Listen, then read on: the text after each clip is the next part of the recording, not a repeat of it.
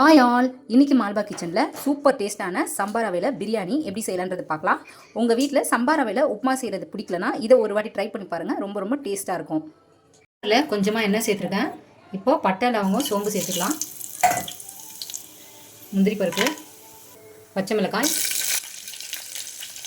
நீளமாக கட் பண்ணியிருக்கேன்.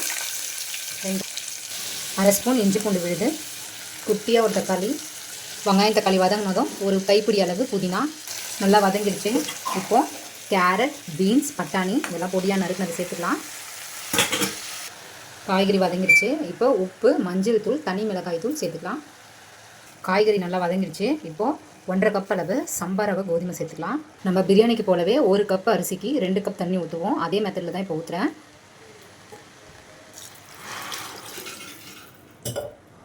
எக்ஸ்ட்ரா ஒரு 1/2 கிளாஸ் தண்ணி ஊற்றி இப்போ குக்கர் மூடி போட்டு 3லேருந்து 4 விசில் விட்டு ஆஃப் பண்ணி எடுத்துக்கலாம். சம்பா ரவை வெஜிடபிள் பிரியாணி ரெடி ஆகிடுச்சு. இதில் பார்த்திங்கன்னா ஒரு ஸ்பூன் அளவு நெய் விட்டு இறக்கிக்கலாம். செம்ம டேஸ்ட்டான சம்பா ரவை பிரியாணி ரெடி ஆகிடுச்சு. இங்கே பாருங்கள், சூப்பர் டேஸ்ட்டாக இருக்கும். கோதுமை ரவையில் செய்கிற உப்புமா பிடிக்கலனா இந்த மாதிரி பிரியாணியில் ட்ரை பண்ணி பாருங்கள். சூப்பர் டேஸ்ட்டாக இருக்கும்.